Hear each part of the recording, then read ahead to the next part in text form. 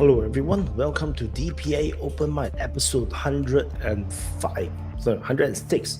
Syria as we know it is gone forever.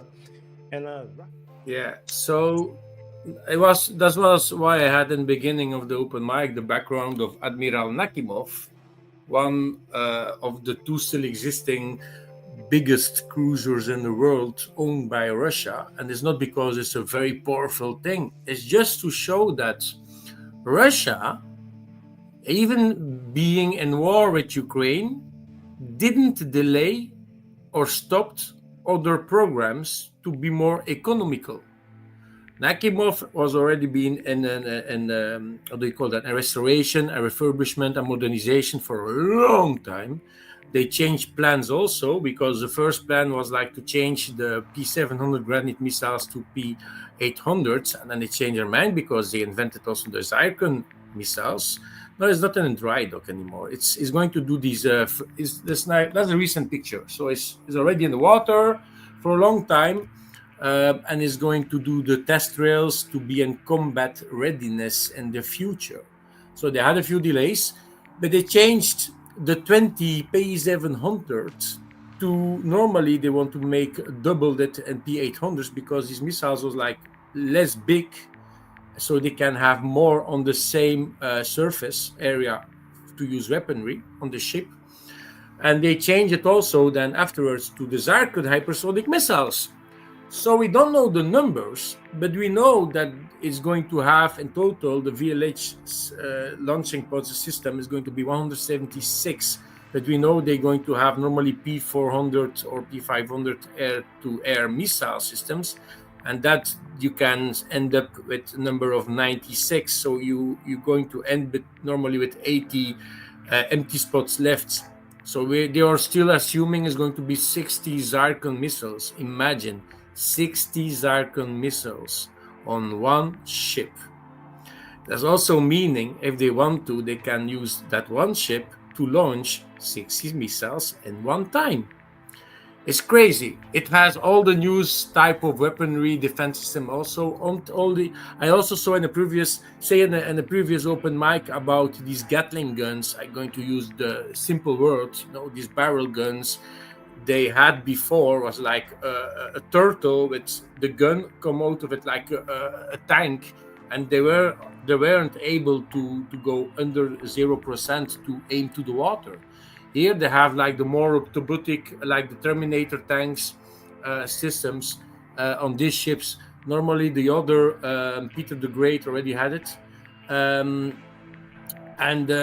so with that type of anti-ship drone defense system, they're going to be able to aim closer to the ship also. So it's going to be, it's not a ship I'm going to say is going to be very usable because it's so big and such a big target also for the United States. But they were already afraid at the end of the Cold War about these ships, that they reactivated the Iowa battle class ships in the United States to protect their carrier groups, because that ship is designed to destroy carrier groups. So after the Peter the Great, United States had better cruisers than the Russians. And now with Nakimov, they actually had again a better cruiser than the United States. So normally in cruiser powerness, they are again at number one on the sea, but just they don't have a lot of ships. They are very expensive. They're also nuclear powered. It's a hybrid nuclear powered cruiser. But it's just to show that Russia doesn't really have lack of money. If they had lack of money, they could cancel or delay that program, because it's a fucking expensive ship to maintain and all that shit. No, they just continue. So how is the economical warfare state of Russia? I don't think it is very bad. I don't think it's really bad. The problems that Russia and Ukraine are getting worse. Torres is actually fallen. Pokrov, they are going closer. You need to watch the sea traps of Riot for that. It's concerning what's happening in Ukraine. And suddenly they don't talk about Ukraine anymore. It's all about Syria. We did that today. We only talk about Syria. But the situation in Ukraine is very worried. And I think Zelensky is, I don't know, but that he's showing his hand to Trump, that we saw him yesterday in Paris, says maybe a little bit. But if you want to negotiate to have Ukraine as a NATO country, forget it. It's never going to happen. I'm going to say it every time I come on the open mic. Putin is never going to allow in any negotiation to accept a negotiation to have to agree that Ukraine ever is going to be a NATO country or a European country. And that's something that people are thinking is going to happen. Is never going to happen. Is Trump capable to stop the war? I am pretty sure that it is. If the Biden administration don't continue to fuck it up, and stop also to fuck it up with the people that Trump picked. Like I said, watch Meghan Kelly's YouTube, the interview with Pete Hegseth. It's disgusting what that guy need to. Okay, he did mistakes in his past.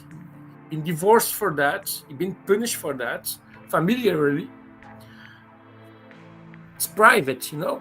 I can understand if you are going to be sort of leader of a state, you need to have a good example. But if you then look at the Kamala Harris that inviting a Beyonce to speak, and that Beyonce is speaking about that woman divorced already 4 times. You know, just to give you a stupid example, but I think Trump is going to do well, and he's going to do good for his own country. We're going to see for the rest of the world how it is. I already saw why suddenly Trudeau came to United States to Mar-a-Lago to speak with him. Why suddenly the president of Mexico going to contact Trump? Why? Because he already was threatened these countries to pay to raise the taxes because there are issues and agreements with these countries. No, they're going to. Of course, they're going to be afraid of the tweet of Trump. Why? Because Trump is serious if he's saying something, and they don't know how he's acting also. So they're going to talk with him because they are neighbor countries. So they're going to try to work with him. Something I don't understand why Biden never did that. Why did the Biden administration never go a little bit stronger in attitude against his neighbor countries? A lot of things I don't understand. But Trump is there. Trump is going to fix it, and I just hope he's going to be well. Syria, a lot of questions. It's still fresh. So we're going to see in the future what's going to happen. I still think it's a plan of Turkey and Palestine and maybe the NATO involved in it, but still too fresh to know it. No, I just hope it's going to be 20th of January. I hope Trump is going to fix the issue with Ukraine and Russia very fast. They're going to find an agreement and stop that fucking war. We don't know how many casualties there are, but any casualty that's falling is one too much. I hope the problem in Gaza going to stop. No, I was just hoping like 2024 going to be easier, not happening. So I hope then 2025 is going to be this different. Too many wars happening right now, and it's starting to be very concerning for everybody. It's not fun to see that. It's just not fun to see that. So let's hope that 2025 is going to be the year that finally everything going to be calming down. You know, not everything can be stopped, but I hope we're going to calm down, and there's some solutions going to find it. And also for the United States themselves, they're going to empty the problems inside their own country also.